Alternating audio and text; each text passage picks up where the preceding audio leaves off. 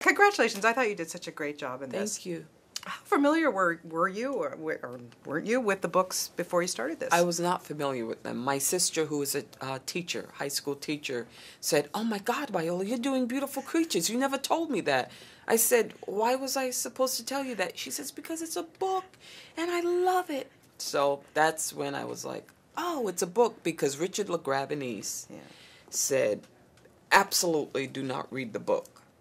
But he, I learned that after the fact, after I got the role, and then he said, don't read the book because this is a reimagining of the book. So. Yes, because also the character that you play was two characters in the book. Yeah, Marion and Amma. Exactly. So, so how do you think, there's diehard fans out there, how do you think they're going to react to that? They may not react well to it, but I read the book and even though he told me not to read the book, I read half the book, and then I said, he told me not to read the book, I can't read the book. But I think that it has to be current. Yeah. And I think that the idea of this story taking place in 2013, and you have two African-American characters, one that is a very elderly black housekeeper that's been in the family for years, and one who's a librarian who you don't know where she came from. She comes from where? Who is she? I think that I'm done with that. I think I wanted to see a reimagining of who this African-American character would be, who is in this family and in this community and in this contemporary life, and I wanted someone who wasn't in servitude. I could deal with the mysterious qualities of her, but I think that in her life, she had to be grounded, and it made sense that she was a friend of Ethan's mom. That makes sense to me, a contemporary woman, black woman in 2013. Yeah, I thought it totally worked. And I love the relationship that she had with the kids.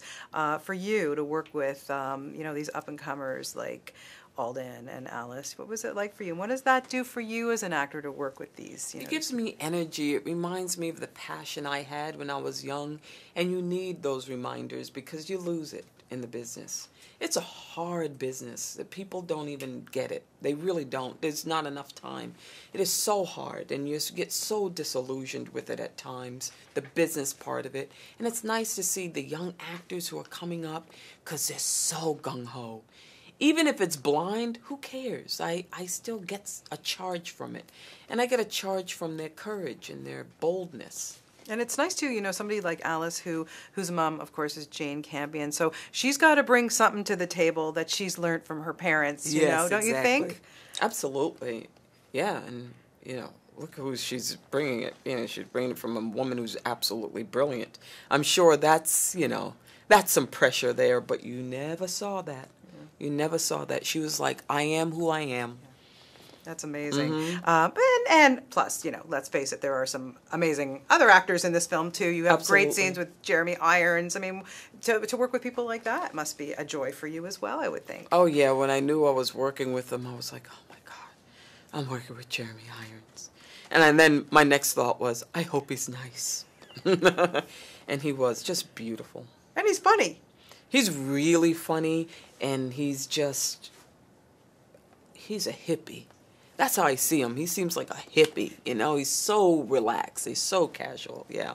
Why do you think there's such, so many fans to the book series? What do you think it is that they kind of globbed onto and thought, what is it? Well, first of all, I think that the characters are so fantastical. No one is who they appear to be. No one.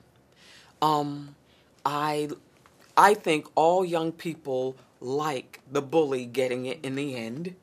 I did. I was, get the bully, get the bully. That's how I was, when I was younger.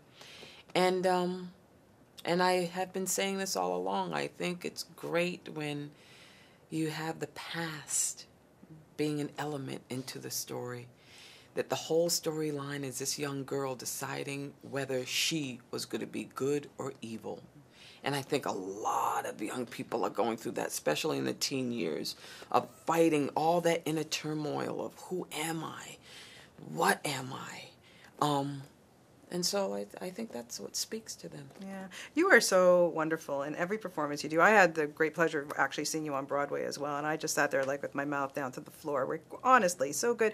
What is it when you get a role offered to you, whether it's a theater or a film or whatever, what is it that strikes you and says, you know, I got to do that?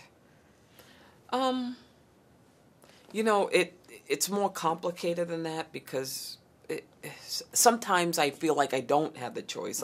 It chooses me, but I don't know. I think that it helps for me when the character is multifaceted. Even if it's not a big role, I don't care. If I can peel away a level, if it surprises me in a way, I love it because I think that's like life. You know, but when I know where it's going, not so much. And look at who I get to work with. Yes. You know, Richard LaGravenese, Emma Thompson, Jeremy Irons. You know, I'm in a movie with Eileen Atkins and Margot Martindale, who I know from Broadway. So, hey, it chose me. Well, you've started a production company as well. Is there I did. something that you would like to develop even for yourself, or what kind of things do you see yourself doing there? Oh, so many things. So many things. And I'm trying to develop the Barbara Jordan Project based on the great black congresswoman out of Texas who was also a closeted lesbian and who was a great statesperson and a great American hero. It would be a chance for me to transform and to be the character actor that I am and to use my skills, to use my craft. That's what I want for my life. I was influenced by Cicely Tyson and Meryl Streep, and I'm following in their footsteps. Well, you're following all right, that's for sure. One thing where I'm looking forward to seeing you in is Ender's Game. Yeah. Oh, too bad, Harrison Ford. He's a hack, that guy. Yep, Harrison Ford. I can't even believe my first rehearsal with Harrison Ford. He would hate it, but I was so in awe of him.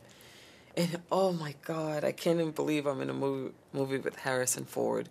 I remember being in a darkened theater and watching him in Indiana Jones. And I'm telling you right now, it's like I feel like a child.